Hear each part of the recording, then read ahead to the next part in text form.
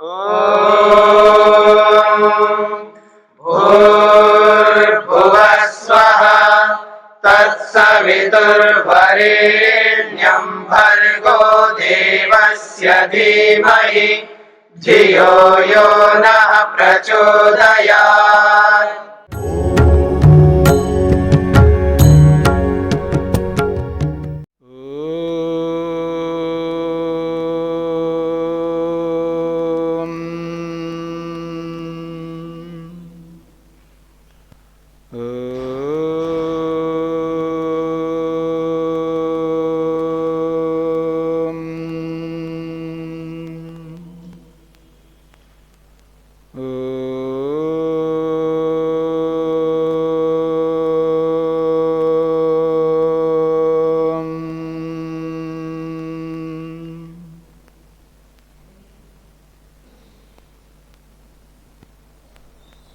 सांख्य दर्शन का 42वां दिन।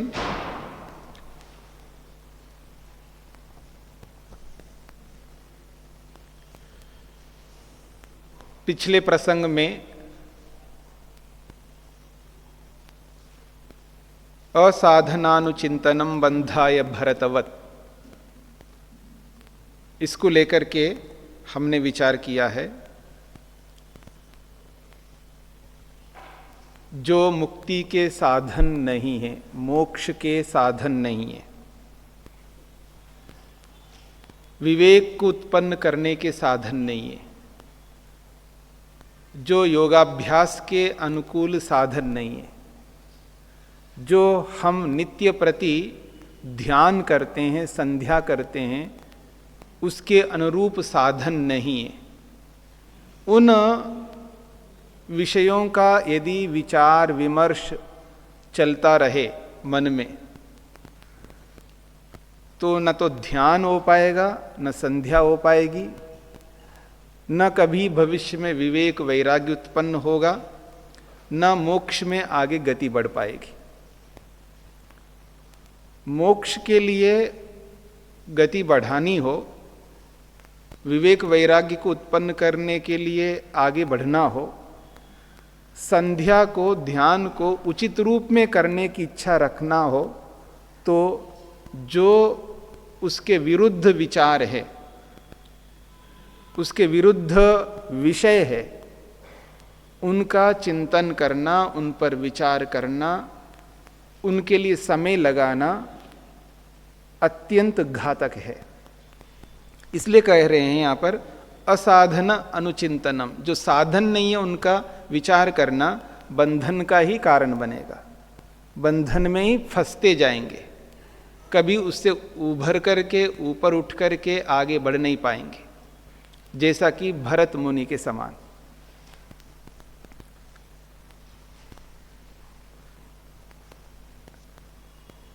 विषय अनुचिंतन अभावे अपि बहुसम्मेलनम न अनुष्ठेयम इति उच्यते दृष्टांतेन। यदि कोई व्यक्ति बाधक विषयों का चिंतन तो नहीं कर रहा है, समाधि ध्यान उपासना के विरुद्ध विचारों को मन में तो नहीं ला रहा है, लेकिन बहुत सारे लोगों के संग में रहता है, तो भी कई बार वो बाधक हो जाता है। और इस बात को समझने का प्रयत्न करना है हमको, किस परिस्थिति में बाधक है और किस परिस्थिति में बाधक नहीं है, साधक है। इस बात को समझे बिना कई बार योग साधक उन्नति करने की इच्छा से साधना में आगे बढ़ना चाहता है, और वही अपने ही हाथों से वो इतनी बाधा उपस्थित कर लेता है, वो आगे बढ़ नहीं पाता है। तो ये बहुत महत्वपूर्ण सूत्र हैं जो अभी आ रहे हैं। कहते हैं विषय अनुचिंतन अभावे अपि, विषयों का चिंतन तो नहीं किया जा रहा है, लेकिन बहुसम्मेलनम, बहुत सारे लोगों के साथ रहना, न अनुष्ठेयम, ऐसा नहीं रहना चाहिए। इस बात को दृष्टांत के माध्यम से समझाया जा रहा है। बहुभिर योगे विरोधो रागादि भी कुमारी शंखवत। कहते हैं बहुभिर योगे विरोधा, बहुत सारे लोगों के बीच में जब व्यक्ति रहता है, बहुत सारे लोगों के संग रहता है, तो परस्पर विरोध उत्पन्न होता है। क्यों? राग आदि भी, राग द्वेष के कारण से, राग के कारण से, द्वेष के कारण से, मोह के कारण से आपस में विरोध उत्पन्न होता है।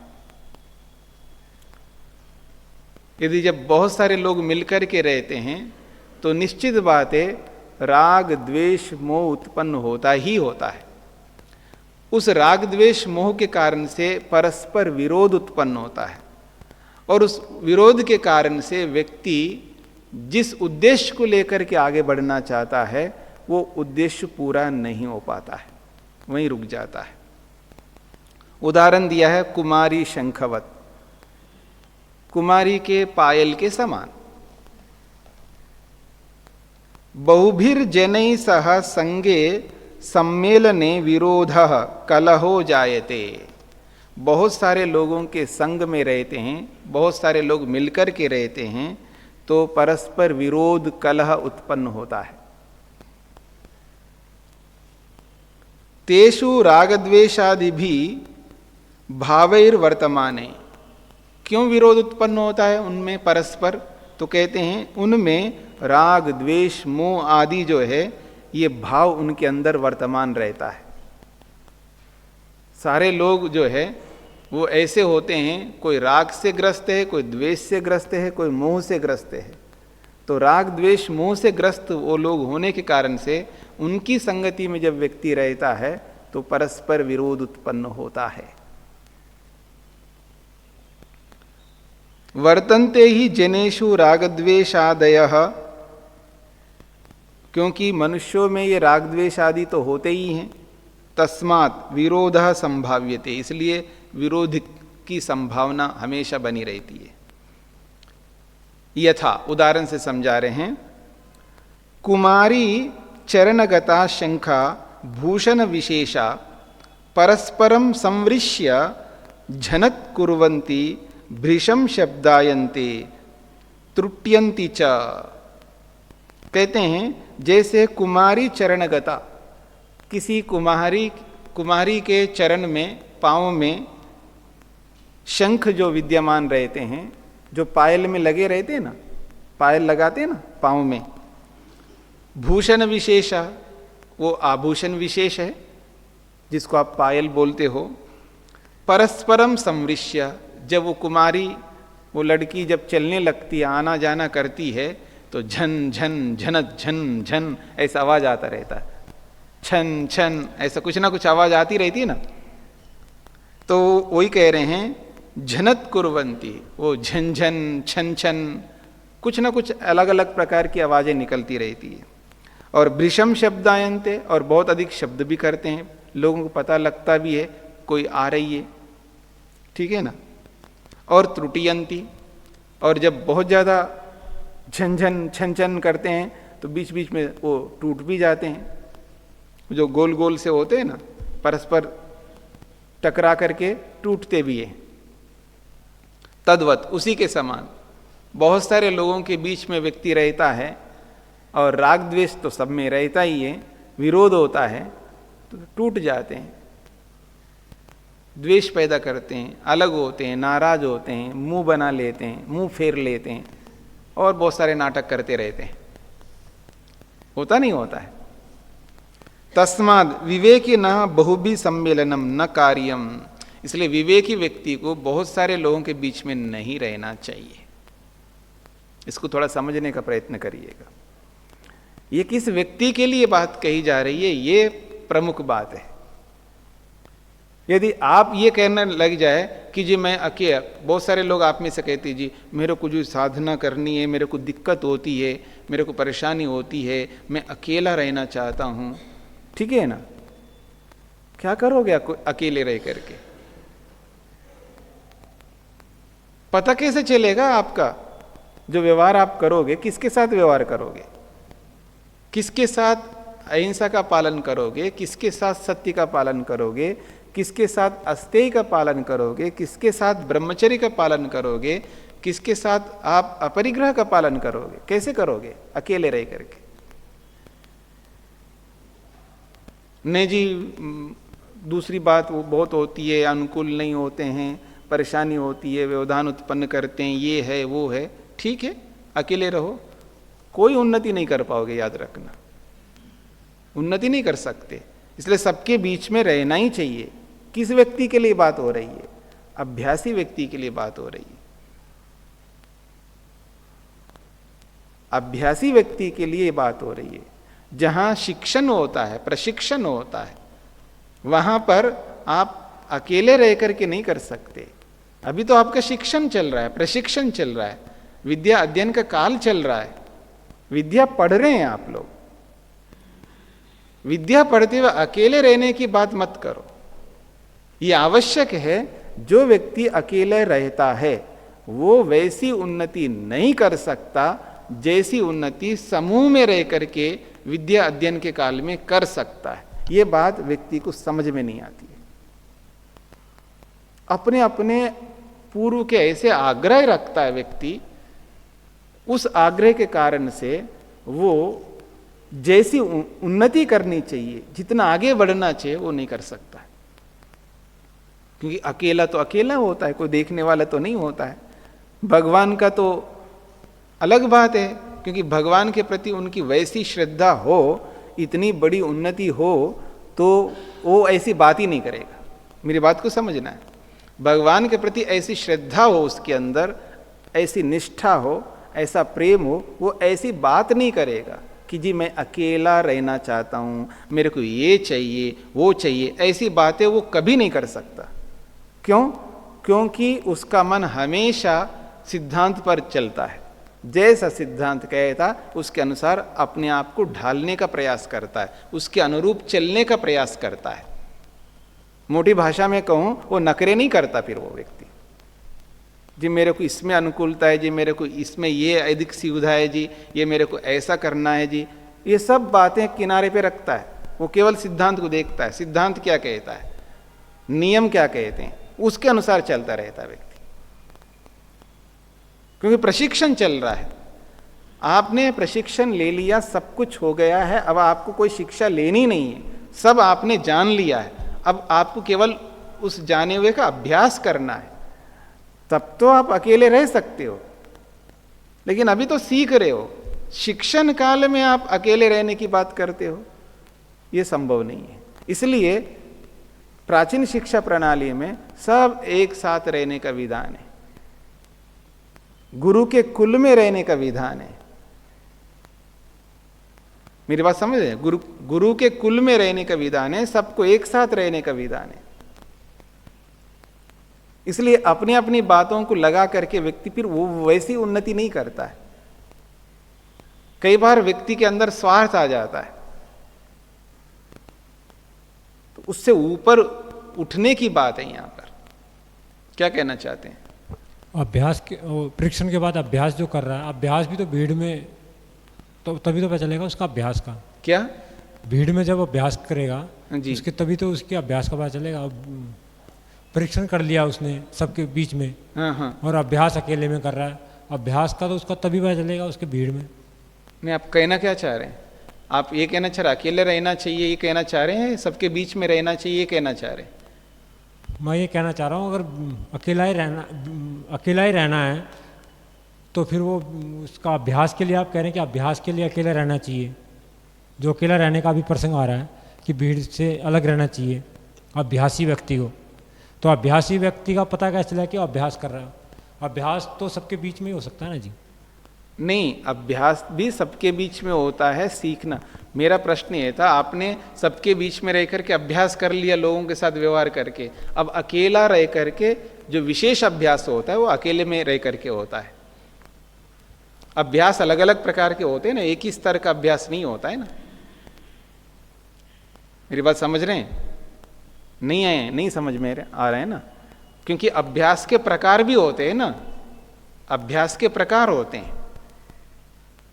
नहीं समझ में आया तो मैं अभी बता देता हूं आपको। संध्या करते हो सबके साथ में, करते हो ना, सबके बीच में कर लिया, फिर अकेले बैठ करके भी अभ्यास करके देखो, नहीं कर सकते हो?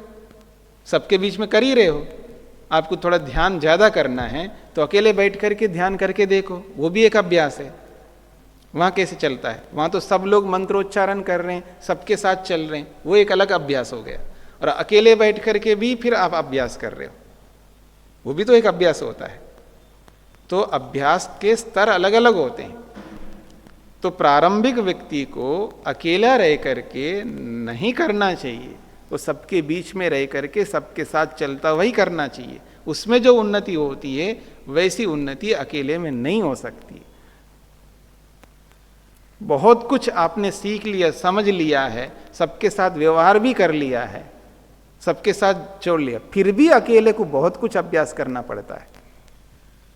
जो कलह की समस्या है जी, वो तो शुरू में ही आएंगी, जो कलह होगा। नहीं पकड़ में आ रहा है ना आपको, अभी पढ़ेंगे ना, अभी पढ़ेंगे, अभी शास्त्र और पढ़िएगा तो समझ में आ जाएगा। जो क्लेश वगैरह होंगे, कलह होंगे, वो तो शुरू में ही होंगे। जो अभ्यास, इधर उधर मत जाइए, शास्त्र को देखिएगा, शास्त्र क्या कहता है। शास्त्र ये कह रहा अकेले रहना चाहिए, मैं आपकी बात मानूं या शास्त्र की बात मानूं, बोलो। आगे तो शास्त्र ये भी कहेगा जी उसमें भी रहना चाहिए। नहीं, ये यहाँ जो बात आ रही है ना उसको समझो ना। यहाँ कह रहे हैं दो के साथ में भी नहीं रहना चाहिए, दो मिलकर के भी नहीं रहना चाहिए। अगला सूत्र कह रहा द्वाभ्यामपि तथैव, दो भी व्यक्ति ना रहे, अकेले रहे। इसका मतलब अकेले को भी रहने की बात कर रहे हैं ना यहाँ पर। तो आप कैसे कह सकते हैं जी सबके बीच में ही रहना चाहिए? ऐसा नहीं है, सबके बीच में भी रहना है और एक ऐसी परिस्थिति आती है तो अकेले को भी रहना है। ये नियम नहीं बना सकते आप अकेले ही रहना है, और ये नियम नहीं बना सकते सबके बीच में ही रहना है। यही तो समझना है हमको, कब सबके बीच में रहना है, कब अकेले रहना है, ये हमको समझना है। जहां सबके बीच में रह करके जब अभ्यास किया जाता है वो अलग प्रकार का अभ्यास होता है, फिर अकेले बैठ करके जो अभ्यास किया जाता है वो अलग प्रकार का होता है। जब आंतरिक मेहनत करके आंतरिक उन्नति करना होता है वो अकेले में रह करके करना होता है, वहाँ दूसरे लोगों की आवश्यकता नहीं है, क्योंकि आपने सबके साथ रह करके देख लिया है और सबको मन में बिठा लिया है। अब मन के अंदर ही आपको मेहनत करके मन को पकड़ना है, उसको रोकना है, उसको समझाना है। उसके लिए आप दूसरों के साथ में मिलकर के बैठने की आवश्यकता नहीं पड़ती है। तो ऐसे अलग अलग प्रकार के अभ्यास होते हैं, उन अभ्यासों को समझना होता है। केवल बाह्य अभ्यास ही नहीं करना होता है ना हमको, बाह्य अभ्यास जब करना होता है तो सबके साथ करना होता है। मैं आपके साथ बोलूंगा तो सत्य बोलूंगा या झूठ बोलूंगा तब पता लगेगा, ठीक है। तब तो जब व्यवहार करना होता है तो सबके साथ करना ही पड़ेगा, तो सबके साथ करूंगा तब वो अलग प्रकार का अभ्यास होगा। और सबके साथ रह करके चल ही रहा हूं, फिर भी मेरे मन में बहुत सारे दोष होते हैं। अब उन दोषों को दूर करने के लिए अकेले को ही बैठना पड़ेगा। पुरुषार्थ अंदर से अपने आप के साथ करना पड़ता है, तब अकेला होना पड़ता है। तो ऐसी सारी बातें हैं, हमको समझना है, उसके लिए ये सब बातें यहां पर लिखी गई है। तो मैं ये जो कह रहा था कि यम नियम का पालन तभी व्यक्ति कर सकता है जब सबके साथ रहेगा। अकेले रहेगा तो उसको पता नहीं लगता, पढ़ा तो नहीं है, समझा तो नहीं है, शास्त्र नहीं पढ़ा जी, मैं मौन रहूंगा, अकेले रहूंगा, एकांत में रहूंगा। क्या करोगे वहां बैठ करके अकेले रह करके? शास्त्र पढ़े नहीं है, विधि विधान का वैसे पता नहीं है, थोड़ा बहुत स्वयं पढ़ लिया होगा, थोड़ा बहुत समझ लिया होगा, इतनी विद्या नहीं होती है। इतनी विद्या से बहुत अधिक उन्नति नहीं कर सकते आप। हमको बहुत सारी विद्या पढ़नी है, इतनी विद्या पढ़नी है, इतनी विद्या पढ़नी है जो कि ऐसा लगे कि हाँ मुक्ति के मार्ग में ये विद्या काम आ रही है, उपयोग में आ रही है। क्योंकि विद्या का विस्तार बहुत अधिक है। कब कहाँ किस परिस्थिति में कौन सी विद्या हमको काम आती है ये वो परिस्थिति बताएगी। और जब वो परिस्थिति आ गई आपके सामने और वो विद्या आपके पास में नहीं है तब क्या करोगे? इसलिए अगर एक ही योग दर्शन को पढ़ करके ही मुक्ति हो जाती तो सांख्य दर्शन, वैशेषिक दर्शन, न्याय दर्शन, वेदांत दर्शन, मीमांसा दर्शन क्यों हैं? और वो सारे के सारे दर्शन मुक्ति को दिलाने वाले हैं और सबकी यही प्रतिज्ञा है सब दर्शनों की यही प्रतिज्ञा है कि हम मुक्ति को दिलाने के लिए ये शास्त्र बना रहे हैं। इसका मतलब मुक्ति के लिए साधक है वो शास्त्र। केवल उतने ही नहीं है ना, व्याकरण भी है। व्याकरणकार भी ये कहता है ये शास्त्र किस लिए पढ़ना है। उनका भी उद्देश्य मुक्ति है, मोक्ष है। पाणिनि व्याकरण पढ़ करके देखो, प्रारंभ में बता दिया उन्होंने। यानी व्याकरण पढ़ना भी मुक्ति के लिए, शिक्षा पढ़ना भी मुक्ति के लिए, निरुक्त पढ़ना भी मुक्ति के लिए, छंद पढ़ना भी मुक्ति के लिए, कल्प पढ़ना भी मुक्ति के लिए, ब्राह्मण पढ़ना भी मुक्ति के लिए, वेद पढ़ना भी मुक्ति के लिए। सारे के सारे शास्त्र, चारों वेद, चारों वेदों के अनुरूप जितने ब्राह्मण और उनकी प्रतिशाख्या और अंग और उपांग और उपनिषद, ये सब के सब मुक्ति को प्राप्त कराने के लिए। तो इनको हमें पढ़ना है, जितना हम पढ़ सकते पढ़ते जाएं। कभी ये मन में नहीं आना चाहिए बस बहुत पढ़ लिया, अब पढ़ने की जरूरत नहीं है, ये बात मन में नहीं आनी चाहिए। क्योंकि शास्त्र बहुत बचे हुए हैं, हमारे बहुत सारे शास्त्र बचे हुए हैं, इसलिए उन शास्त्रों को पढ़ते जाना। और क्या काम है हमारा? जिस काम के लिए हमने हाथ में लिया है, जिस काम को पूरा करने के लिए, जिस रास्ते को अपना लिया हमने, उस रास्ते में आगे बढ़ना है, तो बहुत कुछ हमको काम करना पड़ेगा। तो शास्त्रकार यही कहना चाहते हैं कि ये वो व्यक्ति है जिस व्यक्ति ने सबके साथ रह करके सबके साथ व्यवहार कर लिया है, सबके साथ रह लिया है, सबके साथ लेन देन कर लिया है, सबके साथ रह करके सब कुछ कर लिया है। अब उसको आगे आंतरिक उन्नति करने में बाधा हो रही है। मेरी बात समझ रहे ना? आंतरिक उन्नति करने में उसको बाधा हो रही है। वो बैठ करके अपने मन के अंदर जो बना के रखा है दुनिया भर के विषय, जो मन के अंदर बना के रखा है ना, स्टोर किया हुआ है, क्योंकि सबके साथ रह करके जो डाटा एकत्रित किया है, वो डाटा जो है उसको परेशान कर रहा होता है। अब उस डाटा को सामने लाना है और उसमें क्या उचित है जिसको रखना है और क्या अनुचित है उसको हटाना है, उसके लिए मेहनत करना है। उस मेहनत को करने के लिए जब बैठता है तो मित्र आकर के परेशान करता है, पड़ोसी आकर के परेशान करता है, और कोई आकर के परेशान का मतलब है कोई ना कोई उसका काम आता है, वो व्यवधान उत्पन्न कर रहा है। मेरे को आंतरिक उन्नति करना है समय विशेष में, और आप आकर के व्यवधान उत्पन्न कर रहे हैं। ऐसी परिस्थिति में क्या करो? बहुभिर योगी विरोधा। उनको कहो जी अभी मेरे पास समय नहीं है, मैं एक विशेष काम कर रहा हूं। अरे मित्र से बढ़कर और क्या विशेष काम हो सकता है? अब आप कहने लगोगे ऐसे, मैंने आपके लिए कितना समय दिया है, आप नहीं दे सकते मेरे को इतना समय। आप कुछ और कहेंगे, नहीं दे सकता कहोगे तो विरोध उत्पन्न होगा,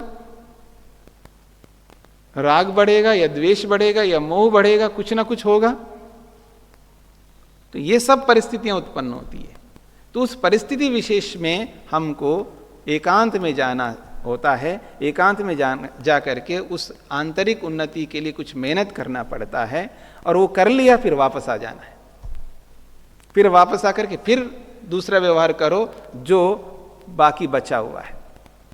एकांत में जाने से पता लगता है कि कहाँ कमी हो रही है, वो सारी कमियां सामने आती जाएंगी। किस किस विषय में कमी है, वो कमियां सामने आती है एकांत में।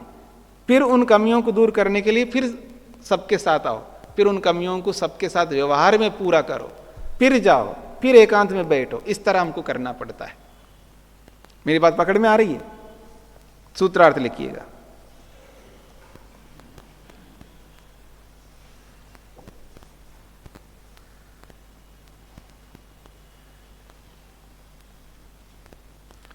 विशेष विवेक को प्राप्त किए हुए व्यक्ति को, विशेष विवेक को प्राप्त किए हुए व्यक्ति को, विशेष विवेक को प्राप्त किए हुए व्यक्ति को बहुत से लोगों के संग, बहुत से लोगों के संग नहीं रहना चाहिए।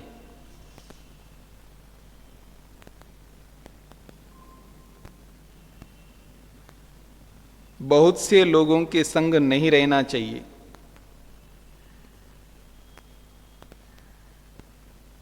क्योंकि उनमें राग द्वेष आदि के होने से, क्योंकि उनमें राग द्वेष आदि के होने से।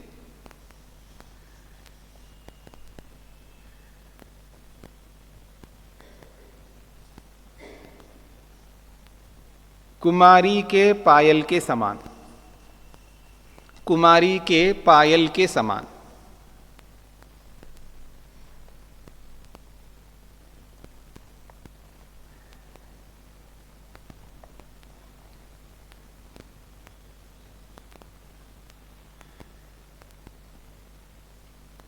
फिर कह रहे हैं अपितु द्वाभ्याम अपि तथैव। अच्छा जी, हाँ जी, ये शंख शब्द का अर्थ पायल है या शंख का अर्थ वो शंख ही है जो पायल में लगा रहेगा?